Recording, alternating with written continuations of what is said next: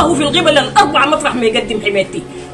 لكن قل لي يا حمايتي زي ما قال لك شيخ العرب جربت لحسة كوعة ديل ابناء السودان اللي انتوا اضطهدتوهن ونزلتوهن الحضيض وكسرتوهن وهجرتوهن. كان بيقول لنا اطلع من البيت، بقول له ده بيتي، انت جيت بيتين، انا بيتي ما بطلع منه، ادخل الوطن ما بدخل، انا بأمرك.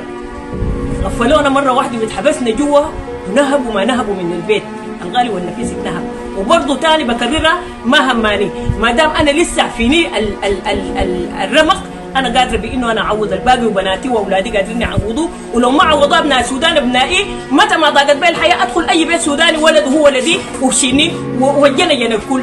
دي ما عندي فيها شك. انت اللي قاعد قدامي ده لو طرقت بابك لن تردني تقول لي يا خاله ارجعي، هتستقبلني احسن استقبال في بيتك الى ان يقضي الله امرك كان مفعولا. نحن عانينا ما عانينا، دي مهمه عندي ورساله ابعثها للعالم كله. اقول لهم يا شعب العالم، اخوه المسلمين، اين انتم؟ اما اصبحتم تنامون ليل نهاره، لماذا لم تنصرونا؟ اليس اخوتكم في الاسلام؟ أليس إخوتكم في العروبة؟ أين أنتم؟ لم نجد فيكم من يدين هؤلاء الأوباش الذين يسمون بالدعم السريع. لن نجد فيكم من يصلنا ونحن محاصرين في بيوتنا. لم نجد منكم لقمة طعام واحدة يسد بها رغم الطفلة الصغيرة والمرأة العجوزة. نحن ما وجدناها.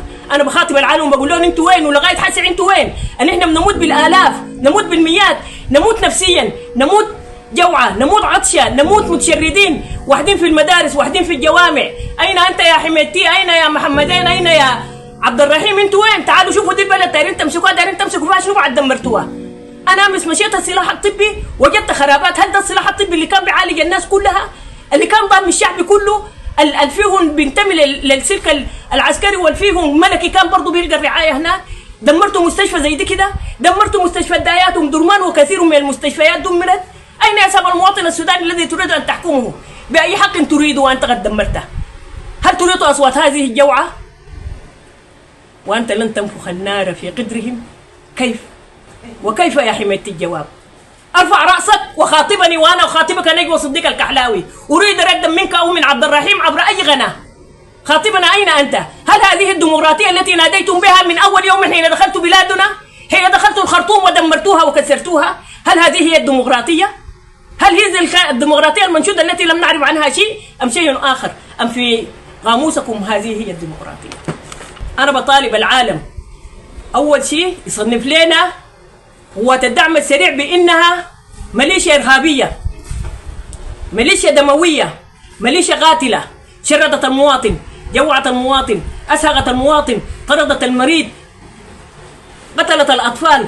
نريد أول شيء تصنيفها منظمة إرهابية أو ميليشيا إرهابية، ثم نطالب بالقصاص منها ومن ورائها وإدانة كل الدول التي وقفت خلفها لتشريدنا. نحن نطالبكم أمام الله سبحانه وتعالى، لا تنسونا يوم يفر المرء من أخيه وأمه وأبيه وصاحبته وبنيه، لنا شأن معكم يوم هذا الحق يأخذ كل ذي حق حقه. سنأخذ حقنا منكم ولو كانت من حسناتكم، وإن ثقلت فنيت حسناتكم سنزيدكم من سيئات من كانت له سيئات نضيفها إليكم. يا حميدتي أرفع راسك وخاطبني، أنا أخاطبك. امرأة شريفة عفيفة من أرض السودان تخاطبك وتريد ردا منك. إذا أنت فنيت وكنت من الهالكين، أين أنت يا عبد الرحيم؟ وأين القون؟ وأين من يتبعوكم؟ وأين من طغى وبغى؟ وأين من كسر السودان؟ سنقول له جيشنا وسود قادر على حمايتنا، وجيشنا الحرب والكوكاب، وجيشنا ملوك سود الغاب. وكان يقصد جيشنا ذول بحتاب جيشنا سيوف تواسي رقاب، وشفتكم ضبحوكم زي الكلاب وفريتوا قدامنا كالجرزان. سيعيد التاريخ، والتاريخ يسطر ولا يمسح. التاريخ يسطر يا حميدتي ولا يمحى. سيذكرك التاريخ، ولكن بيذكرك بماذا؟ هل تدلني بيذكرك بماذا؟ أنت وشعبتك وحاشيتك سيتذكرون هذا الكلام، وإذا فنيتم أبناءكم سيتذكرون هذا الكلام، وعند الله تجتمع الخصوم. وما عندي كلام أزيد لكم غير كذا، غير إنه هذا الشعب أو المواطنين أو أخوتي معايا جينا ديل كلهم ناشد حكومة السودان بأن تغلدهم وسام الصمود. هؤلاء الذين صمدوا 15 شهرا يعني أخرجهم الجيش ليس يوما أو 15 يوما أو 15 ساعة أو 15 ثانية.